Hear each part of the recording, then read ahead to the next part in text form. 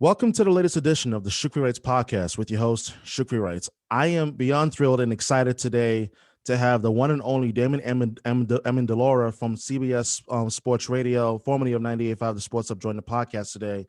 How are you doing today? I'm doing good, man. Thanks so much for joining, or thanks so much for having me join the show and invite me on. This is cool. Yeah, this is absolutely really cool. And we were talking about this before we started recording, but I want to get into it a bit more in detail. First time I heard you was summer 2019. Bruins had just lost the Stanley Cup, and I'm still rather pretty irritated about that here in Boston.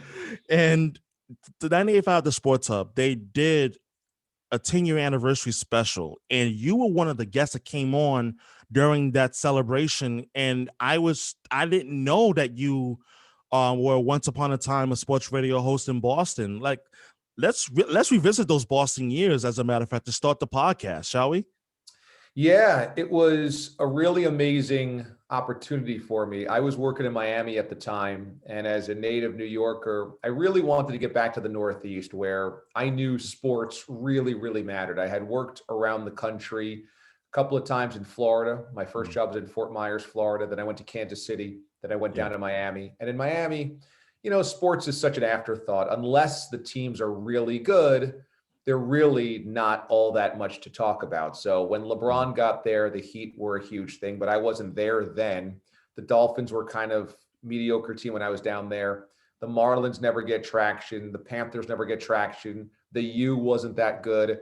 So it was kind of a downtime in Miami sports. And I just was like, I got to get back to the Northeast, Philly, Boston, New York, where sports really matters. And I had done some fill-in work for CBS in the New York market at WFAN over my years. And they called me and they asked me, hey, we're flipping a bunch of sports radio stations in the summer of 2009 from news or rock stations to all sports. Would you be interested? I said, absolutely, let me know.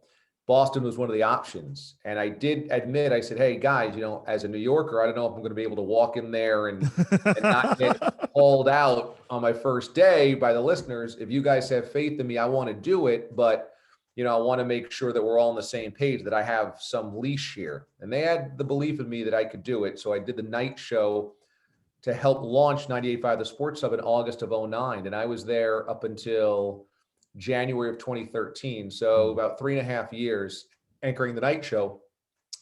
And it was one of the biggest breaks of my career because 98.5 The Sports Hub, as you know, and probably many of your listeners know, is just a behemoth. It's a machine. It gets so much national notoriety. The ratings are so huge. At that time, we had the Patriots and the Bruins rights. So when the Bruins were on, I would come on pregame and then postgame. I helped, anchor the coverage every night of their Stanley Cup run in 2011.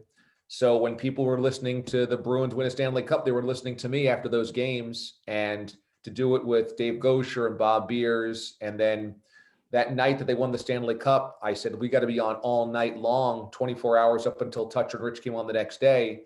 That really helped, I think, connect me to the city and the listeners to my show.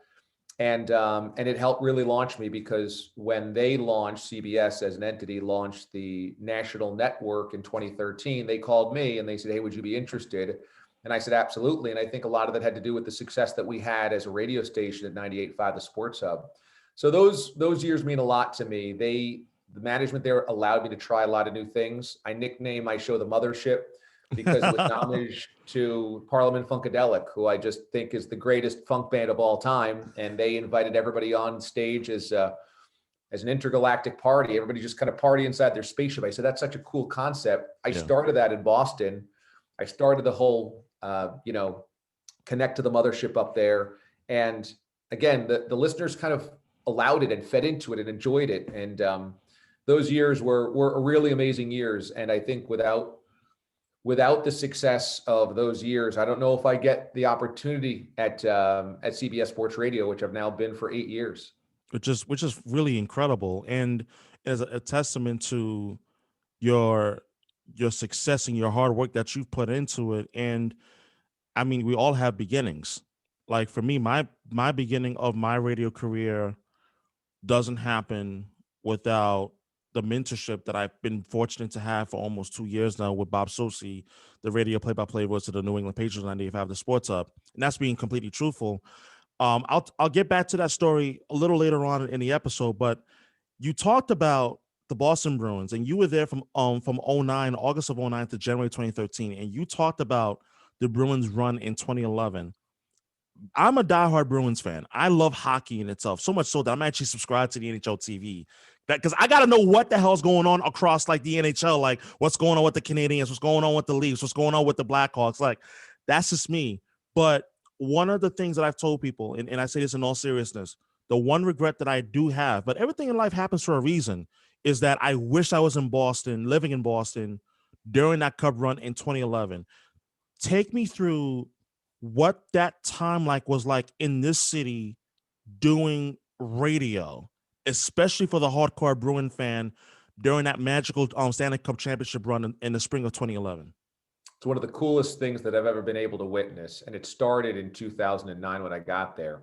When I got there in '09, the only sports radio station of any consequence in town was WEEI. Yeah. And for years, what I gathered when I walked into town was EEI really wouldn't let you talk Bruins. They didn't want to talk Bruins. Their hosts weren't comfortable talking Bruins. And if you called up to talk Bruins, they would kind of shun you and kind of shame you. Hey, we don't talk hockey around here.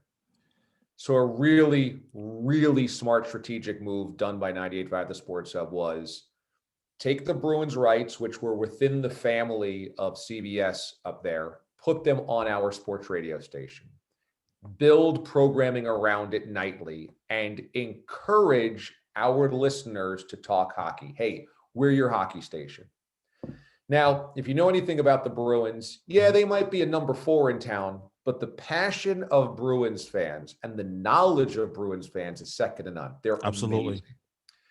So when I got into town, I got to admit, I wasn't the biggest hockey guy, but I had appreciated the sport and understood it from a certain distance. But I was like, oh, I got to know hockey. And I thrust myself into it because I was also helping do pre and post game for the Bruins on weeknights when I was doing my show.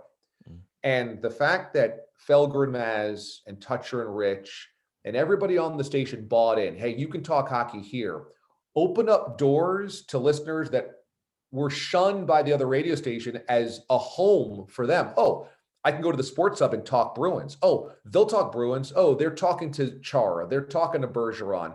You know, they get it.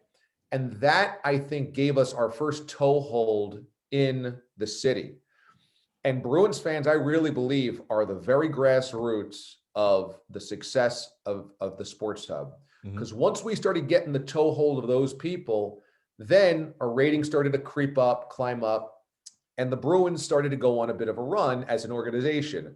Yeah. They had gone so long without winning a Stanley Cup since the Bobby Orr days of the 1970s, early 70s, that the thirst was there, the passion was there, the desperation was there. And the Bruins started building a better and better team. When we got there in 2009, so that's the playoffs of 2010, they have the epic collapse against the Flyers, the ungodly epic collapse where they're up 3-0, and then they lose 4 straight. Yeah. And it is gut-wrenching. And I'm on the air for these games, and I'm watching history happen, and we have to break it down. And the autopsy is like the Bruins gagged again. They gagged again against the Flyers, up 3-0. So then you fast forward to June 2011, and the Bruins feel like we're close. We got to go in. We got to make the deadline trades. We got to go all in. And sure enough, Tim Thomas and that group of guys goes on this Cinderella run. And the playoffs are so dramatic, and every round's more dramatic than the next. And then they get to the Stanley Cup Finals against the Vancouver Canucks, and it goes 7 games, and the whole thing is so unbelievably dramatic. They, of course, end up winning the Stanley Cup, and we, as a radio station, we were kind of along for the ride, but we were also driving the train as well, because we started just building all of this content around the Bruins, and Bruins fans, they connected with us. We were their radio station, and then when the Bruins won the Stanley Cup, we were the radio station. We were, the home in town of the champions.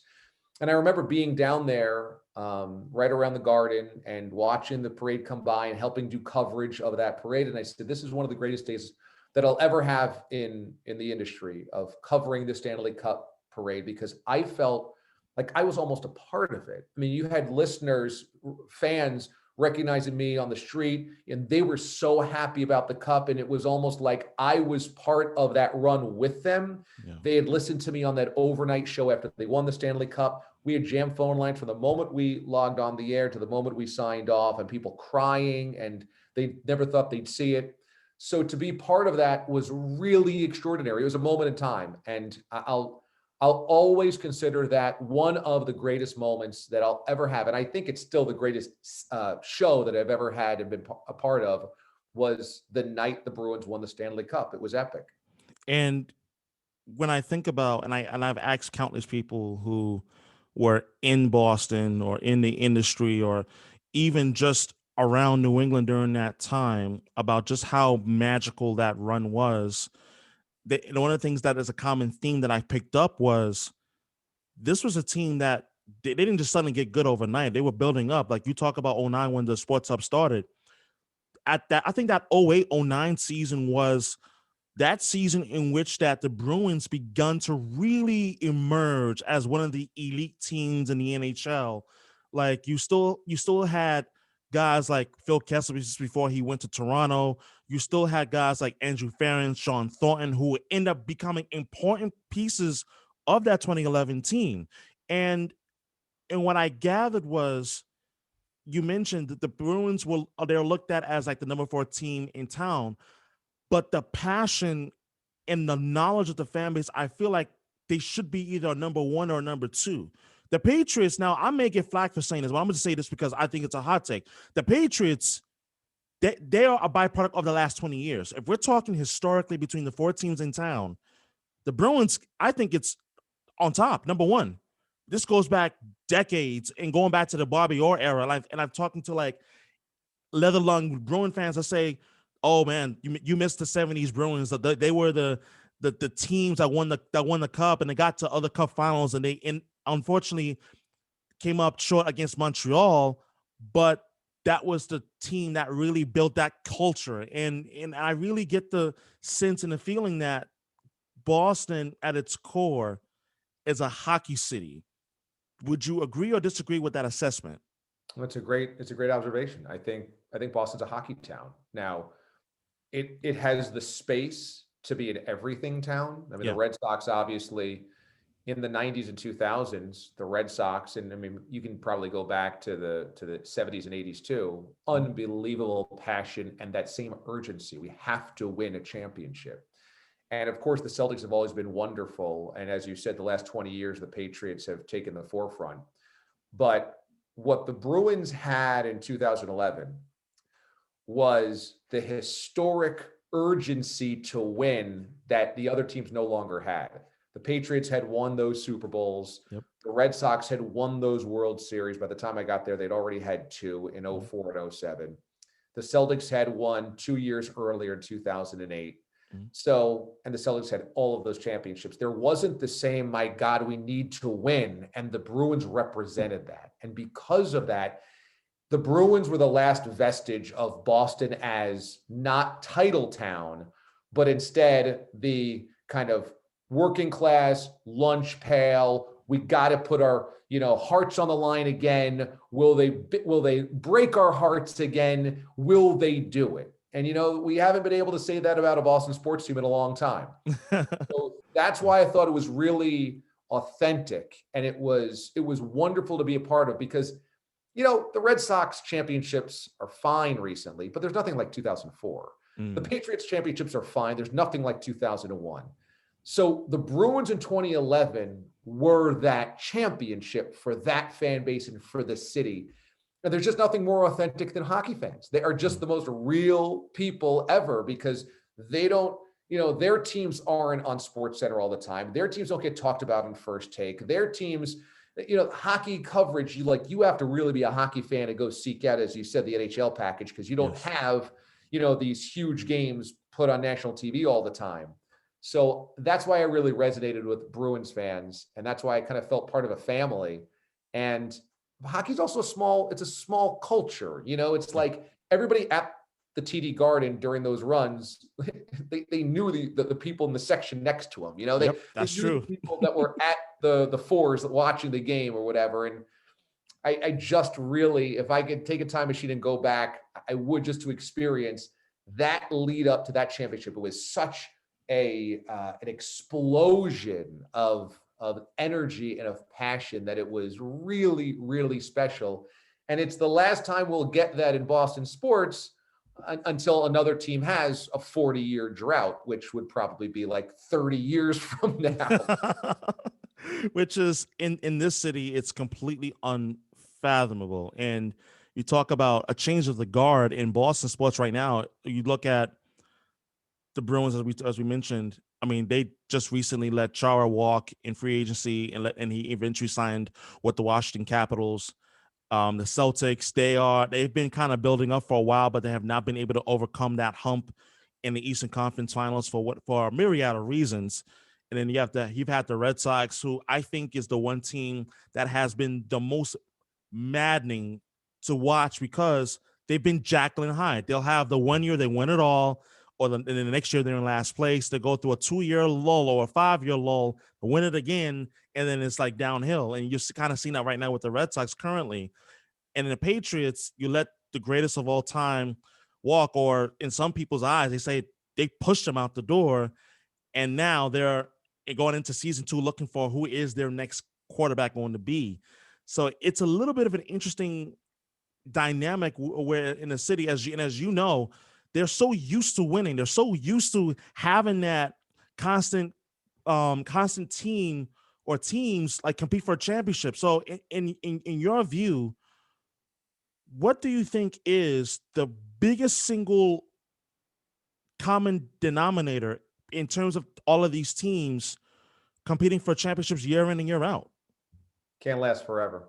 That's the ultimate truth in sports. It cannot last forever because guys age out, GMs change, and you just can't do it forever. And the Patriots defied logic. They really defied logic. And what happened in Boston is historic. You're just never going to get ever again 4 teams in the same city that are all great, not good, great at the same time. And you could say that between, let's say, 2009 and 2015 or so. Yeah. All 4 teams were competing for a championship every single year. Every single year. And you could still say that the Red Sox even more recently have competed for championships, and the Bruins have as well, but it's been a little bit more spotty for them, in that run. But it'll just never happen again because the stars have to align for one team to be able to do it, let alone all 4 in the same city to be able to do it. And I do think, going back to our Bruins conversation, the fact that the Patriots were already on about an 8-year run of dominance, 9-year run. The Red Sox had won 2 World Series, and the Celtics had gone all in on the KG trade. I think that did spur the Bruins to not be the ugly stepsister anymore. It did spur the Bruins to kind of wake up, the Jacobs family, to say, we need to go all in as well, or at least they could be convinced that they had to be all in. And so then the front office started making those aggressive moves that, historically speaking, the Bruins really didn't want to do because they were very financially conservative and cheap, let's face it. Yeah. So I just don't think that thing that happened was a moment in time, and I don't think it can happen again. And this is just the odds. The odds are 1 or 2 or 3 of the teams falls on hard times because, you can't find a quarterback. That happens to half the league every single year. Yeah. A couple of your free agents walk. That happens to a lot of baseball teams every single year. There's 1 or 2 teams better than you in your conference. That happens in the basketball world every single year, like the Celtics have hit with LeBron and, other teams. Those things just happen. So I think that's ultimately the truth. It's kind of like, well, duh, DA, but it really is the truth. You just can't keep it going forever. And that's why I think those 20 years for Boston, I honestly, they'll never happen again. And I don't think they'll ever happen for another city again. And for Boston fans that only knew that, you're in for a rude awakening. Because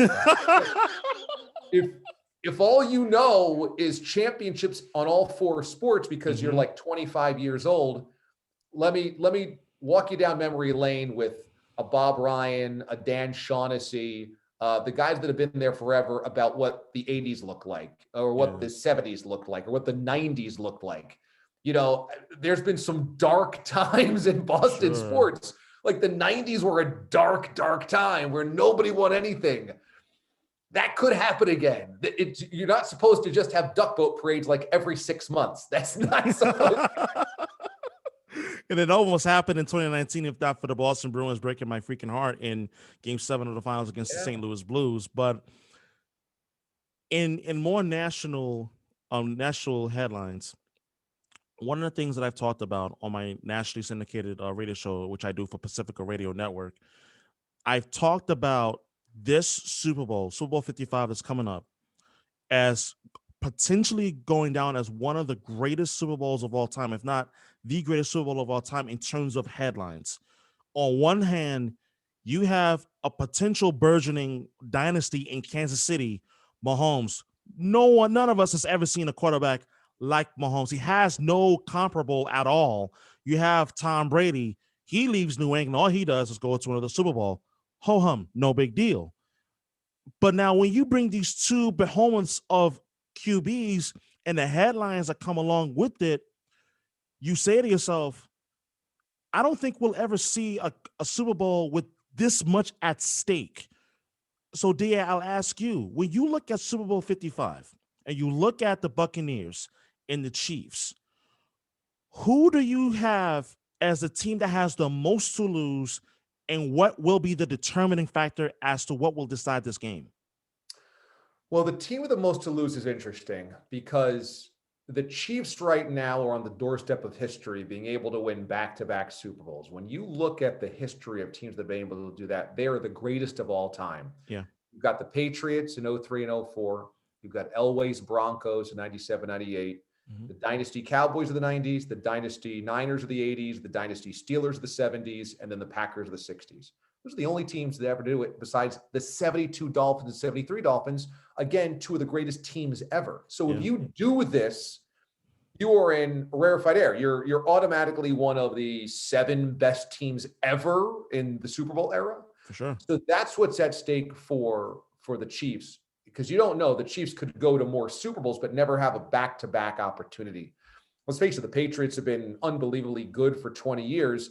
They went back-to-back once, and it was 16 years ago. So it's hard, really hard to do. So that's at stake. What's also at stake for Patrick Mahomes is if he wins this game, I don't think you can ever, ever, ever criticize him. I really don't think there's anything left for him to do the rest of his career to where you would say, well, it's not quite good enough, because then he would have won back-to-back. He would have won 2 Super Bowls in his first 3 years as a starter. He would have outdueled Tom Brady in a Super Bowl, beaten the greatest of all time. And he would have found a way to once again win a huge game. He's come back from 24 points down to the playoffs. He's come back from down 10 in the Super Bowl. What he's done every step of the way is just found a way to win. And so he could win this. And then what are you going to say for the next 12 years? That, well, he can't get it done, or I don't expect him to get it done, or he's not good enough. Like, you just could never say that again. What would it take for you to believe that he couldn't get it done? So that's what's at stake from a legacy standpoint for Mahomes. It's interesting, though, when you say who has more to lose, because the Buccaneers might really not get back here. I mean, it took kind of a confluence of events for them to get this far. Yeah. They needed 3 interceptions of Drew Brees in the NFC divisional round. They needed Aaron Rodgers and the Green Bay Packers to, really offensively have a pretty rough day around the edges to make it past the NFC Championship game. Yeah. They got a break in the NFC divisional round, or the wild card round, against a sub 500 NFC East team. And, they've been a bit of a mistress of fortune here, because they also got a bye week in week 12, the latest anybody had a bye week, which helped reset their clock and reset their season. If that bye week happens week 6, are they in the Super Bowl? Also, as great as Brady is at 43, at some point you can't just expect him to keep doing it. So at 44, even if he's this good, but they don't have the same breaks, or he's a little bit worse, can you get back? So this could be the window right here for the Bucs. So I think we expect the Chiefs to be there year after year after year. They'll have more shots at it than just this. But history awaits them with this. For the Bucs, they might not get another shot at this. And so that's why it feels like there's almost more to lose there because it might be their one crack at it. And you mentioned something interesting about the NFC title game. While I give Brady played a great first half, he was not great in the second half. Three And interceptions. I honestly think so. Yeah, those interceptions that he threw in the second half, I literally said to myself, if there was ever a strong take that I ever delivered, it was the fact that Aaron Rodgers delivered the death blow to his own legacy in this regard, as he is the great underachiever in NFL history. And my reason was this: his record in NFC title games, I can't overlook. You got the one big break in 2010, and you had a pretty darn good defense in 2010. Clay Matthews, B.J. Raji, and as well as a healthy Charles Woodson, future Hall of Famer. And you look at the rest of the time of the years that came after 2014, I would call it a choke job in Seattle against the Legion of Boom. You're up by 16 in Seattle, going into the waning moments of the game. You got to close it out. 2016, you got completely destroyed in Atlanta. I mean, against the Falcons, and you go back to you go back to I would dare even say like last year, 2019, and I look at this Packers team and I say to myself, what else do you have to do in order to keep coming back to these opportunities, and you blow it? You faced a great Niner team in last year's NFC title game in San Francisco. I'll give you that, but even then, Aaron Rodgers didn't look good in that game either. But in a game in which that you had opportunities after opportunities to capitalize on chances in the fourth quarter, my hot take that Monday morning after the game was Aaron Rodgers continues to show me exactly who and what he is in critical moments in games, while Tom Brady continues to show me why he's considered the greatest of all time. Is that a fair assessment to make? Yeah, it is. It is, because basically the NFC Championship game loss this year, if it's not the most devastating loss of Aaron Rodgers' career, it's right there with that collapse against Seattle. Now, the collapse against Seattle, you might be able to give him a pass because he helped build a lead, and then his defense and special teams gagged it away. I mean, all they have to do is recover an onside kick, and Aaron Rodgers in the Super Bowl. Mm-hmm. But in this case, as you said, there's 3 interceptions your defense gives you of Tom Brady in a row, and you complete 6 points out of it. You make those 6 total points. At the end of the game, you've got to get to the end zone. You're first and goal from the 8-yard line, and you don't get it into the end zone. You settle for a field goal. To your point, there's no way you can convince me that Tom Brady gets 3 interceptions of the opposing quarterback and doesn't take advantage of them on those drives, nor late in the fourth quarter of a championship game has the ball on the 8-yard line and doesn't get into the end zone. I just refuse to believe it. I've seen Brady do it. I saw Brady do it. I saw Joe Montana do it. I saw John Elway do it. I know those guys can do it. And now I'm watching Patrick Mahomes do it. Rodgers has not been that guy. And as brilliant as Rodgers is, he has come up small in some big spots. There's no doubt. And this year, that team had it all. That this year, there was no excuse. And to have the NFC Championship game at home as well, there was no excuse. So I agree with you. That's as crushing a defeat as he'll ever suffer. And for all of his brilliance and his Hall of Fame resume, which he'll be there one day, Rodgers being unable to close the door in the biggest spots is going to haunt him. And which is why, something, my brother said something interesting 2 days ago. And I think it's really is worth saying even now. Aaron Rodgers is going to go down, yes, as one of the best quarterbacks to ever play, but he's also going to be looked at in the same limelight as a Brett Favre. Guys who win one Super Bowl, but could have actually won more. And I say, you know what? You're not wrong in that at all. Because after all, he got back to Super Bowl in 97, but he went up against that Denver Bronco team that hadn't won the big one yet, and that was the big monkey on the back of John Elway, if you will. Can't win the big one. He finally does in his final 2 years in the NFL in 97 and 98. But in this case, you look at Aaron Rodgers and you say, yeah, but Patrick Mahomes right now has the one Super Bowl in his first Super Bowl appearance last season. He's back in another one. Would you say that him winning another one would now cement his legacy with nothing else to prove in terms of what else do I need to prove? I've won league MVP 2018. he was basically the catalyst of one of the most unforgettable, absolutely remarkable Super Bowl runs probably ever of all time in the 2019 Kansas City Chiefs. And when you think about the comebacks, the collapse against that Houston had in that division round against Kansas City, they were up 28-0, 28-3. Kansas City comes back and completely annihilates them. And then the AFC title game against Tennessee, they're up 17-7, and Kansas City comes back. Titans were up 17-7. They came back. Super Bowl, 49ers, they're up by 10, and they can't close out in the fourth quarter for a myriad of reasons. Patrick Mahomes has done it all. And if he wins this Super Bowl, would you say that he has proved everything that he possibly can prove as a starting quarterback in this league and that his legacy is cemented? Yeah, I mean, it's hard to say that anything could be cemented at 25 years old, but going back to something that I mentioned earlier in the conversation, I don't really know what you would ever say to discredit or to criticize or to be negative about Patrick Mahomes ever again. You just could never take away the fact that he did something that only a handful of teams ever did, handful of quarterbacks. All the quarterbacks that ever won back-to-back championships are in the Hall of Fame. That includes Bob Greasy, who in one of those games attempted 7 passes. Wow. So if you do this, you end up in the Hall of Fame. That's it. So you know that for the next 10 years, you're watching a future Hall of Famer. It's set in stone. So yeah, I do think that this is something that cements a legacy. And I think what it would also do, as I had mentioned, was the exact opposite of Aaron Rodgers. Rodgers, Brees, Favre for many years. We watched greatness, but we always assumed, they're going to come up a little bit short. Mm-hmm. With Brady, we always assumed he's going to find a way to get it done. Yeah. And that will happen with Patrick Mahomes. If he wins this game, you will always assume for the rest of his career, he's going to find a way to get it done because he did this many times this early in his career. There's an interesting question that just came up. And you talked about Brees.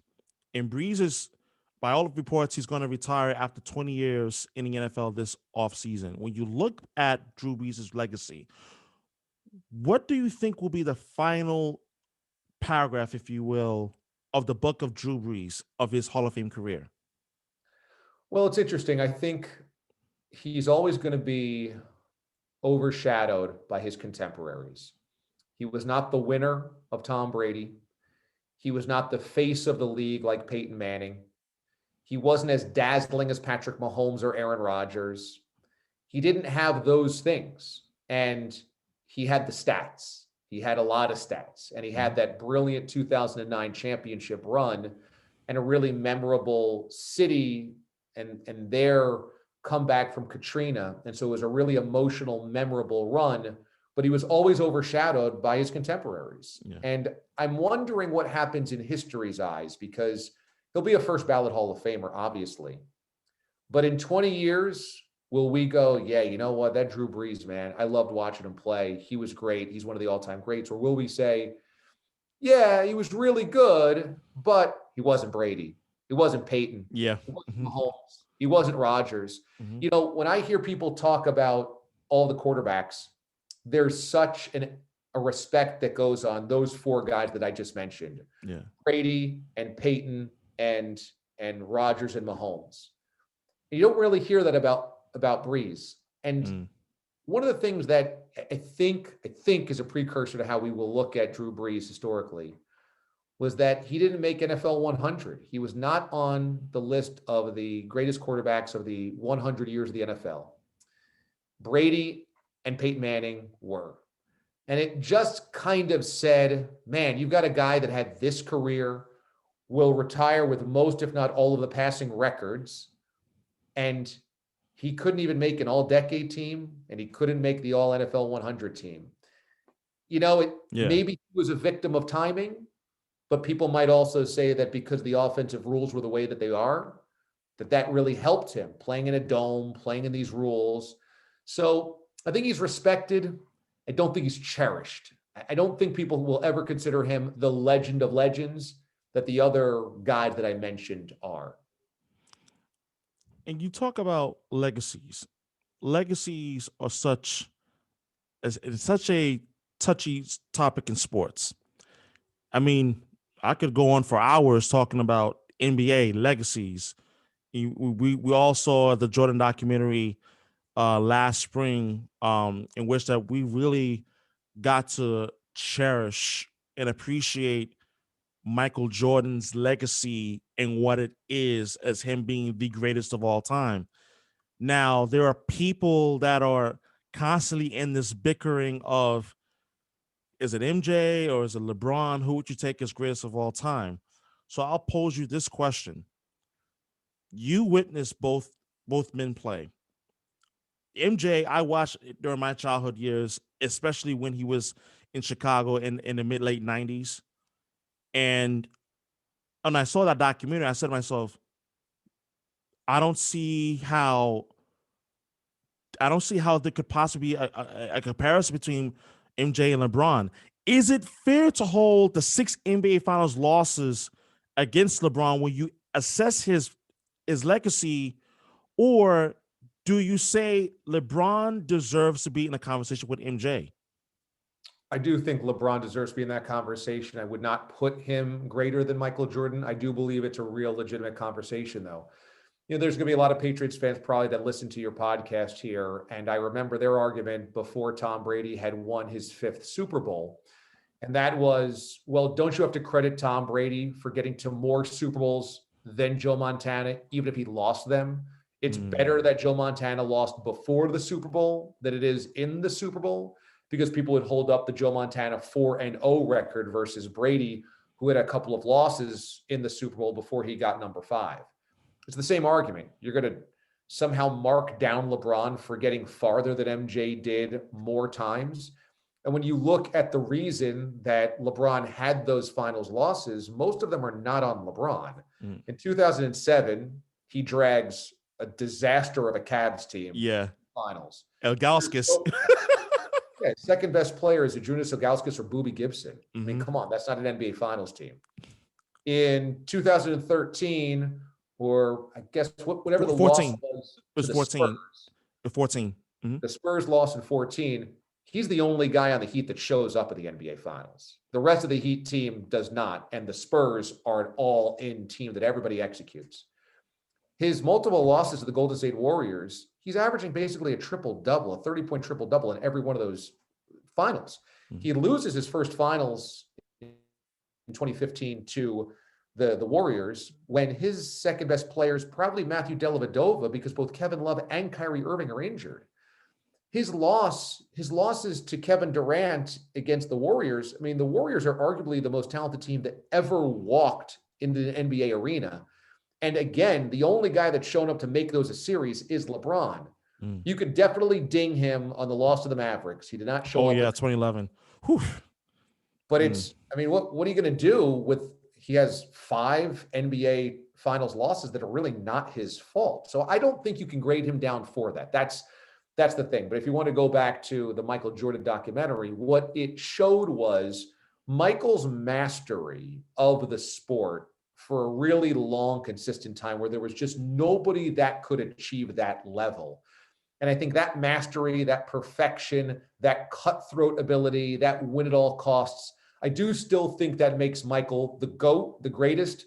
But I do think the conversation has to be had about LeBron in that stratosphere, because you can't mark down a guy that dragged all of those teams to the NBA Finals. And by the way, is still doing it. I mean, 3 NBA Finals or so. Yeah. That's got to count for something, even if you lose the NBA Finals, when you are the best player usually on the floor in the NBA Finals, even if you lose. An interesting question came up, and I want this question to also spark conversation and debate, because as you know, for years prior to 1991, what was MJ's number one nemesis? The Detroit Pistons. Jordan rules. Don't let him jump high. And for years before he finally won his first one, couldn't beat the Detroit Pistons, couldn't get to the finals. And all Jordan could ever be looked at as, oh, he's just a great scorer, great player, but his teams don't win. LeBron, on the other hand, is looked at, he gets to the finals, but he's lost to the finals 6 out of 10 times. Why do you think that the comparison between the two in terms of criticism isn't the same? And do you think there is some sort of an agenda in the national media when you look at the comparison of struggles between MJ and LeBron when assessing that argument between of which one is the greatest of all time? Yeah, I do think there's an agenda, and I think it's twofold. I think number one, a lot of the media that argues for Michael Jordan grew up with Michael Jordan. And so now they are the adults with the microphones and the keyboards, and they're going to make the case for their childhood hero. I mean, how many people in the media today are in their 40s or 50s and they grew up watching Michael be dominant, and now they're here to defend his legacy? I mean, it's like constant. Yeah. Number two, Michael's story fits a perfect narrative. As you just mentioned, he is the best player in a bad team, then he's the best player in a kind of good team, then he's the best player in a really good team that can't get over the hump, bangs its head against the wall, can't get over the hump, can't beat the Pistons, eventually does beat the Pistons, dispatches the Pistons, then goes to the NBA Finals and goes on the run and doesn't lose, and then retires before it erodes, ages, and goes wrong. This narrative, if you just envision an arc, it is the arc. It just goes up and up and up and up and up. Whereas LeBron does not have a very neat arc like that. Number one, there wasn't years of pain before he finally broke through. He broke through pretty early in that 07 NBA Finals. Yeah. He then is expected to get there every single year and has a couple of bad playoff losses, a couple to the Celtics, frustrating losses. Then people start saying, oh, maybe he can't do it on a big stage. He then leaves the Cavaliers. Michael never left. And so now it's, oh, you had to chase a championship. And then he leaves again, goes back to the Cavaliers. But when he goes back, he loses in the NBA Finals 3 out of those 4 seasons. Then he leaves again to go to the Lakers. And it doesn't fit this kind of perfect Jordan narrative that so many people like to just kind of keep in their mind's eye. And so I think that hurts LeBron in this argument, because let's just put it this way. If LeBron had all done this just on the Cavaliers, okay, this is completely in the Cavaliers, and his 6 NBA Finals losses all come at the beginning, and he's trying and trying and trying and can't get through, and then all of the championships come on the back end, and they are 4 in a row or 4 out of 5 years, or he wins 2, retires for a year, comes back and wins 2. It fits the narrative so much better that Michael fits. And I think that would probably help him in that argument in people's minds. From national sports talk to personal story, one of the things that I really come to admire, especially even within the journey of life, is that everybody has a beginning, how it all began. Tell me about when you first fell in love with radio. How did you first fall in love with radio? And did you have any particular idols that you looked up to when growing up? Well, I really, really always loved the idea of talking about sports. I was comfortable in front of the school class delivering a book report. I enjoyed being the center of attention. I always had that kind of showmanship personality. I liked being the center of attention at family parties or at school on the playground or whatever. So I was naturally a ham, and I loved sports. So talking about sports was something that I just felt like, boy, this is in my bones. I would love to do it. When I was in high school, I reached out to my cable access channel, TV, and I said, could I do some local work for you? And they allowed me to do some broadcasting for high school sports. And I would take a camera around and broadcast my local high school soccer game or basketball game or football game. And I started getting the bug, like, oh, okay, this is how this is done. And I started really kind of figuring out, okay, what's the best way to do this? What do people that are in the industry do? I started to really think about it as a job, not just as a hobby. So when I went to college, I attended a college that I thought had a really good journalism school in Syracuse that would give me opportunities to get reps on the air. And I went to a student radio station, WAER there. And I just wanted to be on the air behind the microphone, perfecting the craft. And you have a lot of people there, upperclassmen, that were constantly critiquing you and polishing you. And I knew that that's what I needed. And so when I was on the radio, I loved the idea of this theater of the mind. I Yeah. loved the idea that radio was a very intimate relationship, that you could be as creative as possible in painting this picture. And when I got out of school, I had a television demo reel that I sent out a million places. And I had a radio demo reel that I sent out a million places. But my heart, my passion was really in radio for those reasons that I just mentioned. And I couldn't get a job for a long time. I graduated in May of 2001, and I couldn't get a job until almost the following May. It was about March when I finally got my first gig, and it was really hard. For those Wow. 10 months, I graduated from a really good journalism school, perhaps the best in the country, at the top of my class. I had accomplished everything I could in college, and my friends were getting jobs and I couldn't. And it was killing me because, I felt about this big, and I felt like, man, maybe this life is not supposed to break this way. I put all my heart into this, and I could not land this first job. And a guy that I had done part-time work for in Rochester, New York, I was driving an hour and 15 minutes from Syracuse multiple times a week as a junior and a senior to just get on the air in Rochester. I had moved to Fort Myers, Florida. And in March of 2002, and I'm just banging my head against the wall, says, hey, we might have something down here, but it's probably only about 10 hours a week. Are you cool with that? And I said, it doesn't matter if it's 10 hours a week or 1 hour a week, I'm in. I packed up all my clothes in my car, 1995 Chevy Lumina that my parents had given me. And I said, Mom, Dad, I'm going for this. I might be back in 3 months. I might be, gone for good. I don't know, but I got to go try this. And I figured I'd work in the mall for the other 30 hours a week, or just try to, make ends meet at whatever, be a waiter or whatever. Yeah. And that job ended up providing me everything I needed to learn the industry. It was a 4-person radio station, and I pretty quickly became full-time because they needed cheap labor. So I ended up being a producer, an update anchor, a board op. I merged commercial logs. I staffed the weekends. I was everything. Again, they just needed cheap labor. And I made $18,000 a year. And I was like, this is the best job I'll ever have, because I made a full-time living doing what I loved.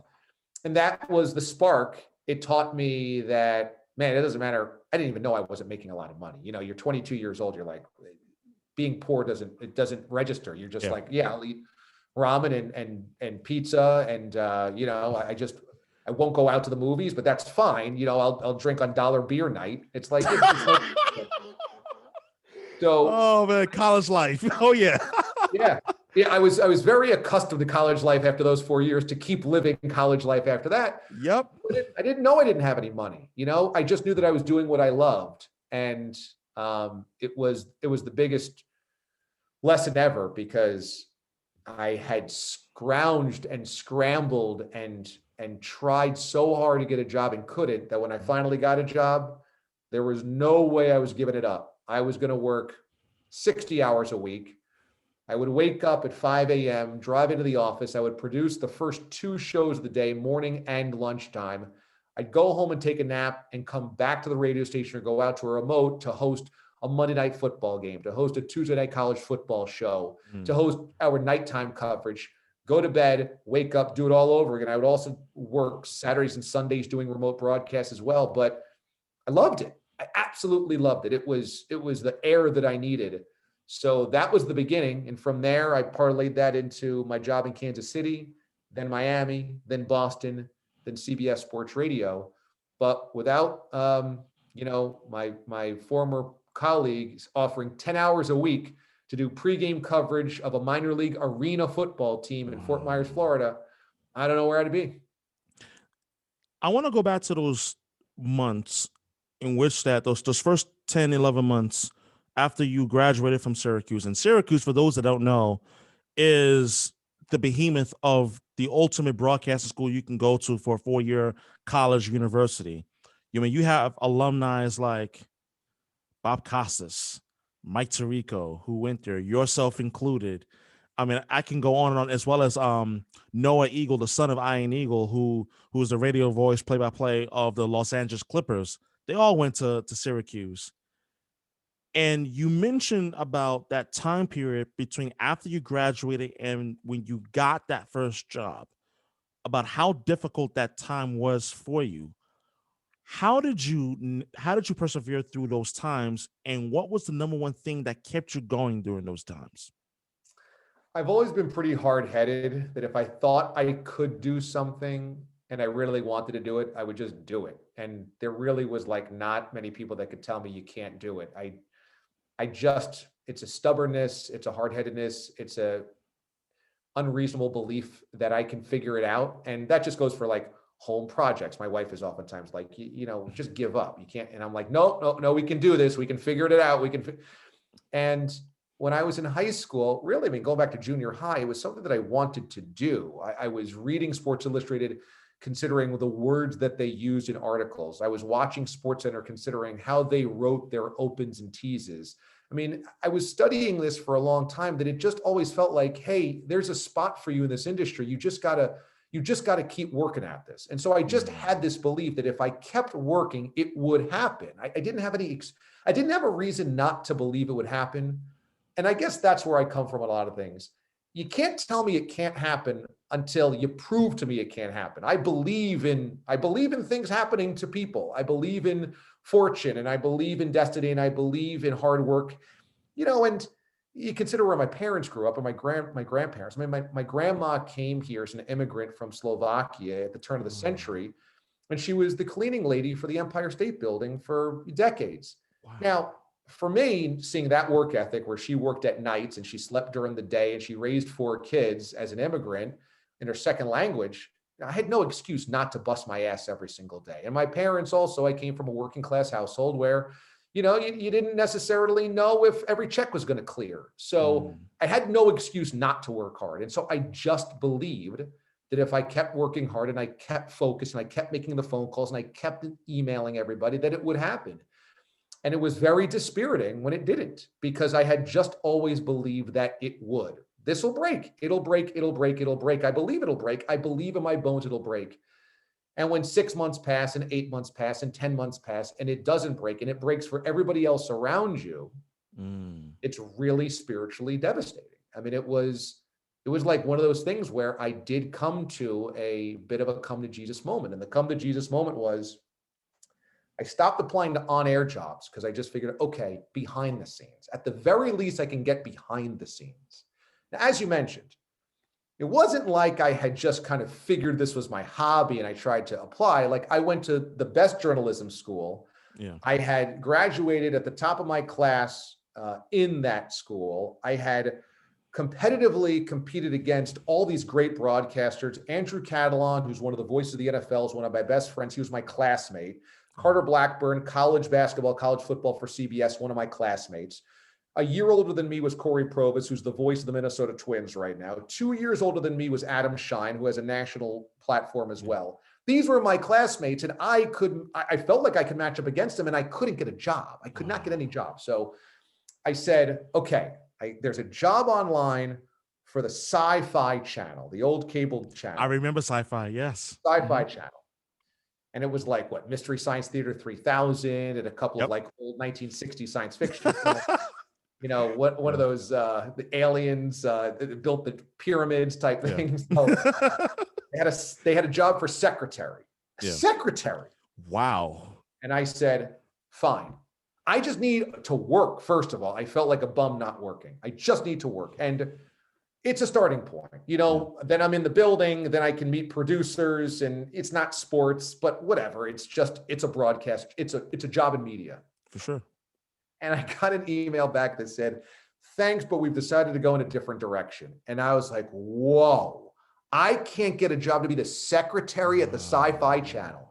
And it was at that point when I honestly did this. I had this real come to Jesus moment. And I said, well, I need to be okay if this doesn't work out. This was my dream for, let's say, 6 years, 2 years high school, 4 years college, a year after college. This is my dream. And I have to be okay if it doesn't work out, because I have now exhausted everything. I have applied for every job. I have talked to everybody I could in the industry. I have honed my craft. I have not said any job is beneath me. I applied to Cedar Rapids. I applied to a secretary position of the Sci-Fi channel. I applied everywhere. There was nothing that was beneath me. And I said, you know what? I've got to let go and be okay. If this doesn't happen, I did what I could do. And it was very soon after that I got that call about the job in Fort Myers. So there was a lesson there that I needed to learn, where it wasn't like hold your breath and keep chipping every single day. There had to be a little bit of you have to let life happen. And that was a huge turning point for me, because if I didn't learn that lesson, I might not have the patience that I have today about letting life unfold. And there's a plan. I really do believe that. You have to put in your effort. You have to put in your work. You have to, when the door opens, you've got to walk through it. But you can't always control when the door opens. You just have to be ready when it does. But it will. You just have to trust the process. And, like the Philadelphia 76ers, you've got to trust the process. I'm not sure. I'm sorry. I'm sorry. Time. I don't know if I could compare that with the Philadelphia 76ers slogan, trust the process, because that process cost the head coach his job. So, I mean, like, in the spirit of being funny though, but I find that to be powerful, because there is a big part of me that actually relates to that. And I want to share with you my story, because in case if you didn't realize yet, this is really more of a conversation at this point. This is not even an interview. It's just a conversation between someone who is well established, working national radio, and myself, working as a syndicated or national radio host myself, but at the same time still chipping away towards something bigger and better. And it's going to sound crazy, but if I told you where I was just 2 years ago at this time to where I am now, I don't think I could have foreseen this unfolding. Now, 2 years ago, actually, I'm gonna go a little bit before that. 3 years ago at this time, I was working as a assistant manager for IST management offices. I I went to school, went to Long Island University in Brooklyn for journalism. And at this point, I moved to Boston in February 2017 to begin my career as a broadcaster. I knew absolutely next to nothing about reaching out to people, making connections, and just getting on air experience, because the only experience I ever had was working as an intern for 98.7 ESPN in New York. That was it. So here I am. I moved to Boston, and at this point, February 2018, I'm working as an assistant manager. I get fired in April of 2018. Now I go 6 months. 6 months, no job, no full-time job. I had a part-time job working at the Garden as a member of the Bull Gang. Amazing job. Wouldn't trade it for the world. And October comes around, October 18, right around the time when the Red Sox won the World Series.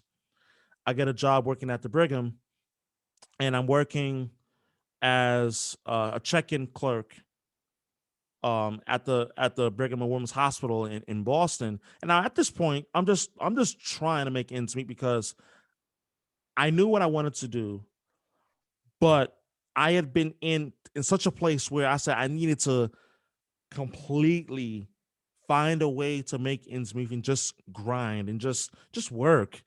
And I said, something has to change.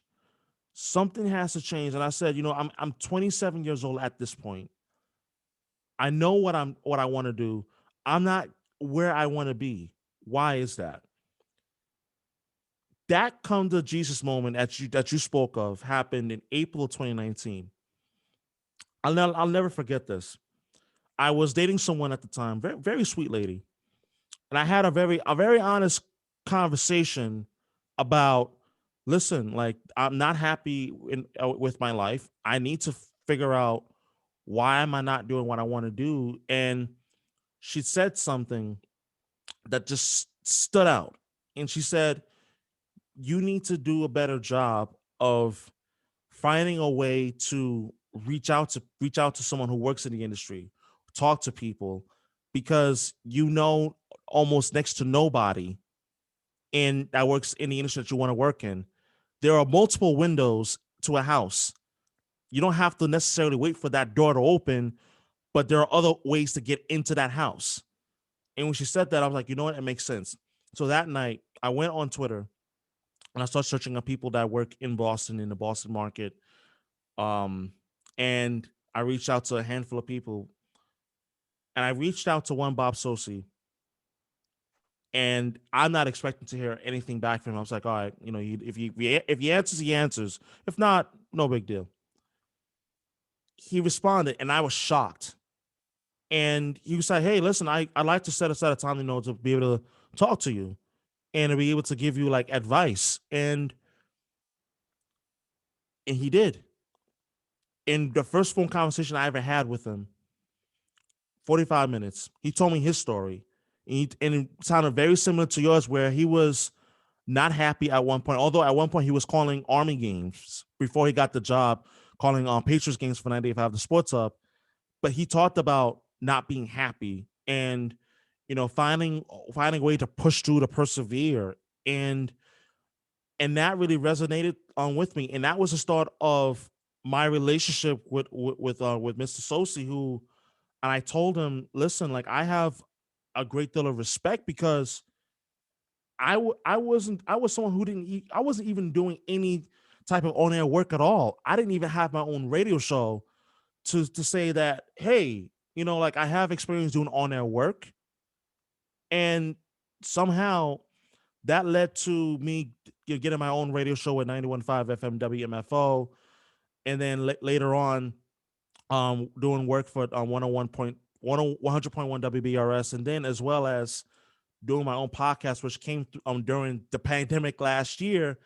And just recently, like maybe not even a month ago, started doing a nationally syndicated radio program for Pacifica Radio Network. And it just taught me so much about patience and not being afraid to put yourself out there. And that's what that's what has me admiring your story so much, because it's easy to give up and to feel discouraged, but yet you found a way to keep pushing through.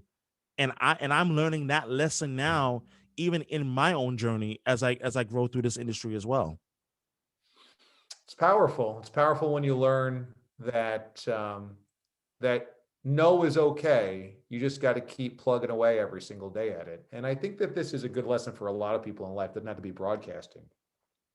A job that you love, something in life that you want to earn, or a goal that you set out for yourself, something that you want to save money for, Yeah. or something in life that you just want to change about your existing life. It's always possible. You just have to have a belief. And that's hard sometimes when you keep getting, the wrong answer back to you that you think is the wrong answer. Mm. And it takes being flexible. And like, your story is a really good example of that, of the house. And there's multiple ways to enter a house. It could be the side door, it could be the garage door, it could be the back door, it could be the side window, it could be the top window, it could be the back window. Mm-hmm. There's just different ways to be able to accomplish the same thing. And I oftentimes tell young broadcasters, don't be so adamant about where you fit in the industry. Just find out where you fit. Be very open. When I went to school, I worked for the student newspaper to see if maybe writing was what I wanted to do. I worked in student radio. I did television classes. I did internships at TV stations. And I worked in PR as well. And I said, I've got to be open to everything and just see where I fit. And sports talk was not what I necessarily set out to do, but radio was something that I was really passionate about. But I sent out demo reels in every part of the industry. So being flexible is really important. Being open-minded is really important. And the determination and the work ethic is vital. You can't give up because you get a few no's. You have to keep going, because this industry specifically is so competitive that you must train yourself very early that there will be no's. People will get jobs over you. People will be promoted over you. You will not get the job that you always want. And you've got to make the best out of that job. And when they launched CBS Sports Radio, and I was working at 98.5 the Sports Hub, they offered me the overnight show.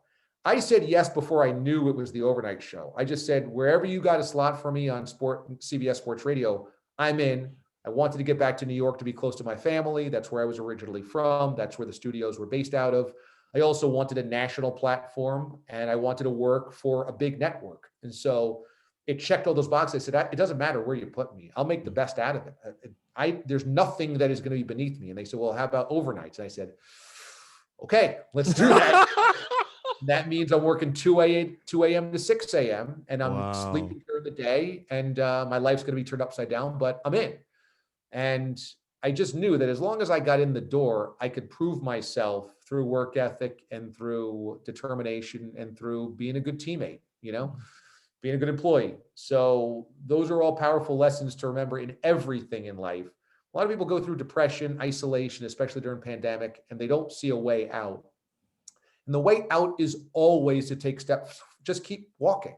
Absolutely. And it just feels like it might never end. But one of my favorite sayings is, the only way out is through. The only way you get out of stuff is to keep walking through it. Walk through it every single day and don't stop walking. And eventually you find your way out of the forest. Absolutely. And I want to put this out there because last summer and early last fall, I was interviewed for 2 full-time positions at 2 different radio stations. First one was for 97.1 The Ticket in Detroit. The other one was for 95.7 The Game in San Francisco. Full-time benefits. I'm like, this is incredible. I'm even being considered. Like, wow. Okay. Didn't get the job. Disappointed? Yeah, but I said, you know what? Back to the drawing board. Keep working at it. Keep doing your shows. Like, keep getting more and more comfortable, like on air, and even doing this right now, like where like I feel no type of nervousness or angst at all. It's just relax. Like, just it's like a conversation like we're having, like, except virtually, like over a table or a glass of like red wine or whatever. I don't know if you drink or anything like that, but you get what I'm saying. Well, you say a lot. Like, explain what does a lot mean. I'm a big beer guy, so I love okay. all the micro brews. I love all these like cideries and distilleries and small batch everything. I love that. But there's just nothing better than a beer at the end of the day. I just absolutely love You're not lying. Beer at dinner, a beer during a game. Whatever game I'm at, it's mandatory. I got to have a cold beer in my hand. So that's what I mean. It's that might have come off a little wrong. But I love your honesty, like DA. Honest, like seriously, like it's the best thing about this, and like for me, like I enjoy, like one of the things I miss about like during this pandemic, one of the things that I absolutely miss the most, going to sporting events, and that specific distinct smell of beer and cooked hot dogs and just food in the arena or yes. ballpark. Like, there's just nothing like it. It's just something about the smell of beer. It's like, I smell it.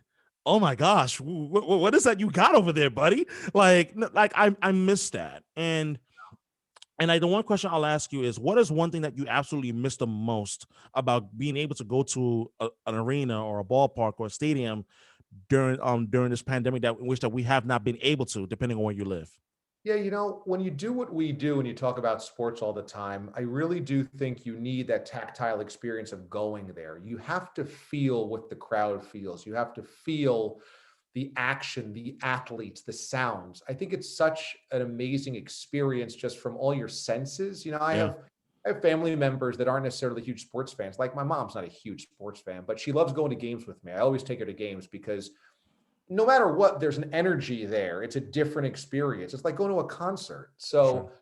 I really miss that. And what I've realized is over this year, without being able to attend games, watching and covering games or talking about games just virtually on a TV screen, 2-dimensional, it's not as insightful. You just don't have the same attachment. And it's not like I'm at every NBA Finals game.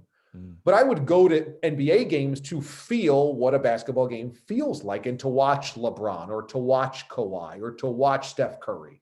And you have to do that. You just have to, because if everything that you ever see is only virtually, there's something that you're still missing.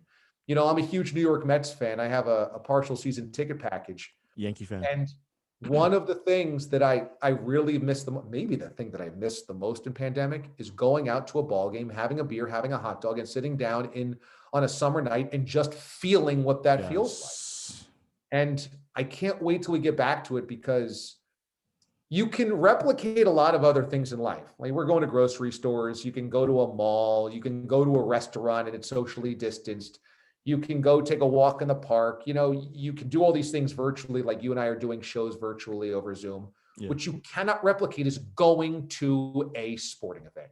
You That is can't true. replicate going to a concert. You can listen to the radio all day long, or Spotify or Apple Music. It does not replicate hearing that music in person. So I desperately miss that. And I'm getting real itchy now. It's been almost a year. Haven't been to a game in a year, and it's Same. starting to affect me. Same here. And it just hit me now where it's like, yeah, next month we'll make it exactly a full year, which is unbelievable considering like just how slow it just felt like 2020 was just kind of like just drifting by. And now that we're in 2021, it's like, okay, now that thankfully the vaccine is here, and there's really growing optimism that perhaps by this summer, mid 2021, that's June, July, that we could go get at least as close to as much as normalcy as possible.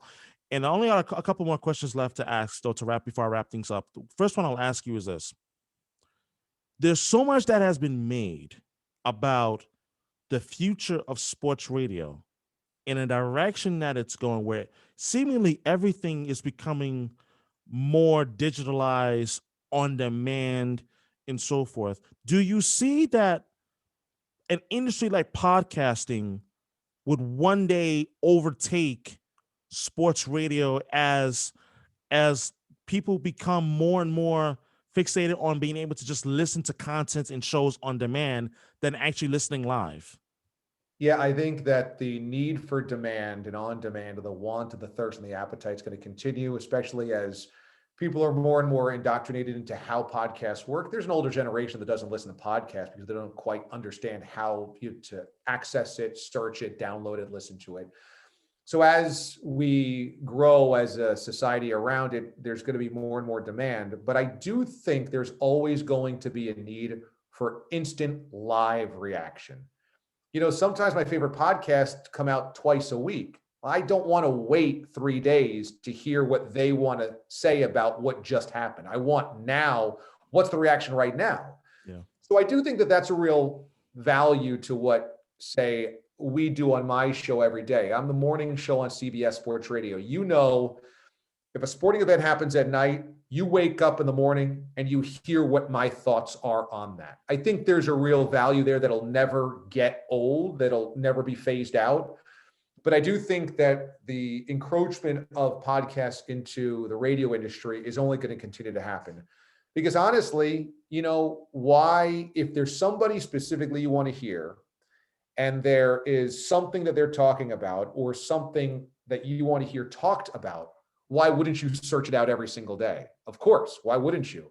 Mm. So I think in a lot of ways, my show, or people that do shows like ours, our shows are the podcast. So I have a lot of people that just listen to my show when they want to listen to it. They listen to it later in the day if they're not awake.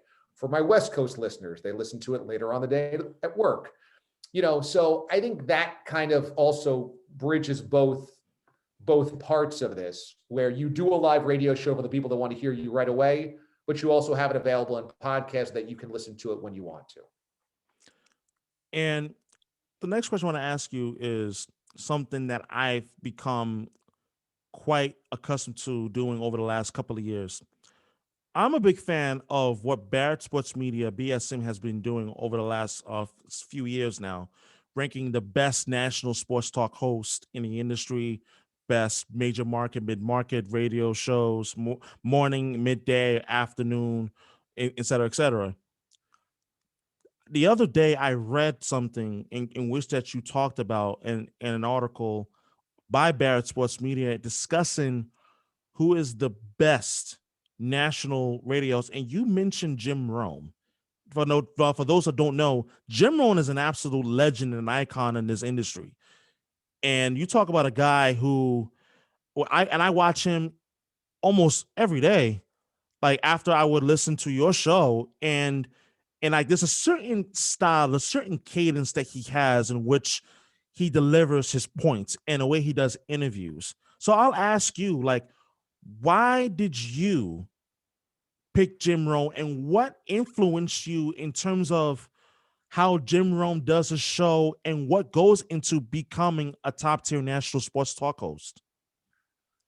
Well, I chose Jim Rome to write about because they asked me who I thought was the best, and I really believe he's the best because I respect a couple of things. Number one, he created a lot of what the industry is now.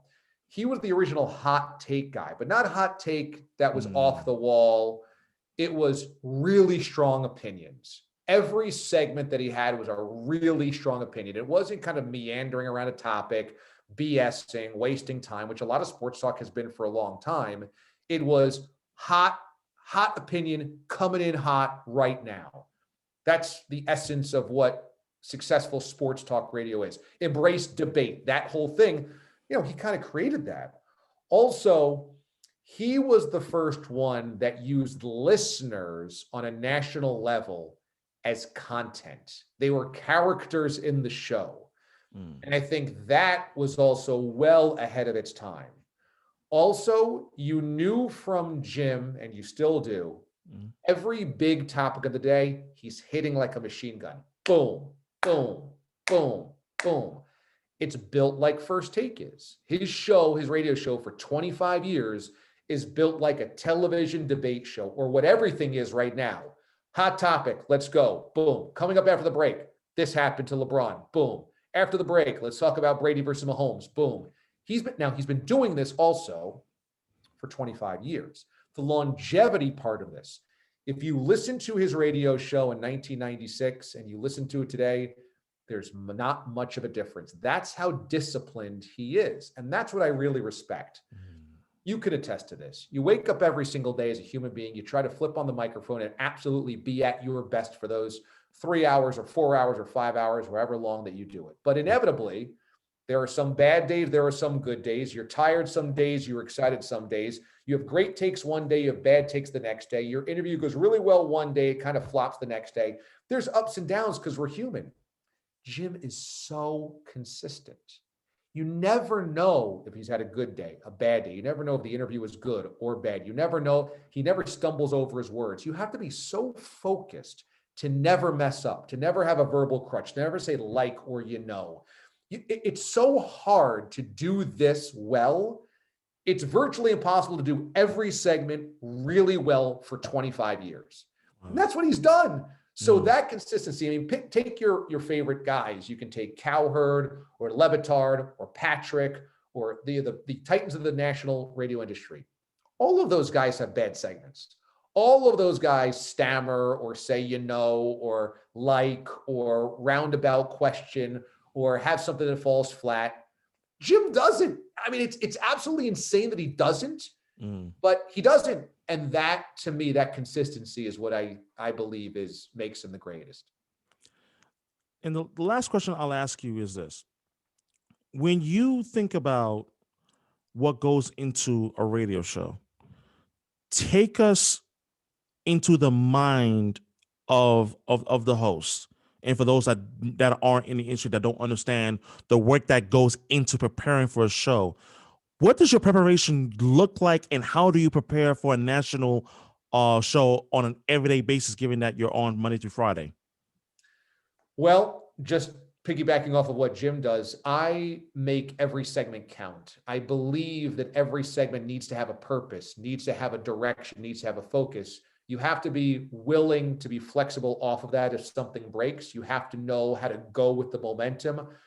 But I make it a directive that we know what we're going to be talking about every single segment. My sports radio show is built a lot like a television show would be.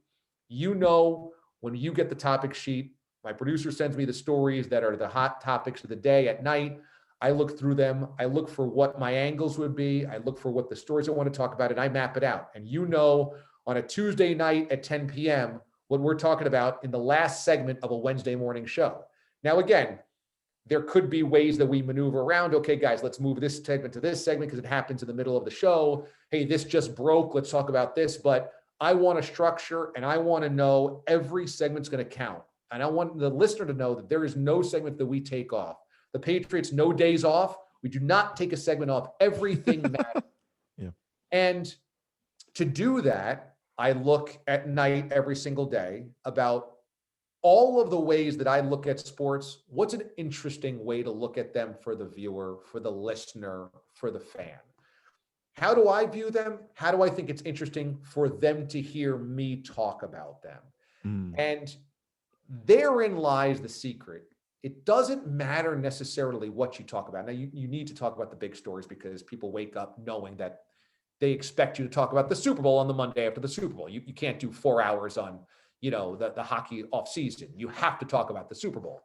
But what you're also looking to find is the ways that you are passionate or you are knowledgeable about the topic. And so break it down in terms of the things that you really want to talk about. Because if you are passionate about it, you have an interesting angle, they'll want to hear it. That's what we all tune into sports talk for. An angle, an opinion, something that really is commanding. So I'm not so concerned about making sure that we hit Paul George's big night. I'm not so invested in making sure that we absolutely have to hit that the Texans hired David Culley. I'm interested in making sure I'm talking about the things that I really feel strongly about. And I should have a strong opinion on something about David Culley because the Texans are a disaster. And I should have an opinion on something about Paul George because of what happened in the playoffs last year and the Clippers dynamic. But you don't have to shoehorn it in if you don't have something really important or interesting to contribute to the conversation. And so that's how I try to map out every single show. And that's why a national show I really love is because I get basically 3 segments an hour for 4 hours, 12 segments a show. I get 12 different topics every single show that I get to jump into versus a local show where when I was doing it in Boston or Miami or Kansas City, there's like 2 topics a day and you hit them constantly for those 3, 4, or 5 hours. In my case, I get to talk about something different basically every segment. Damon Amendolara of CBS Sports Radio. It's been an absolute blast. Thank you immensely so much for taking the time to talk to me on this episode, and as well as share with me great stories. I mean, I can go back and just listen to it on demand, like whenever. And I appreciate you taking the time, but thank you so much. Yeah, thanks for reaching out. This was really fun, man. Keep it going. As we talked about, keep plugging. Doors open. They open all the time. And what you've already accomplished in a short amount of time is really awesome. So I'm a big fan. Keep going, man. This is awesome. Thank you. I appreciate that immensely. You got it, buddy.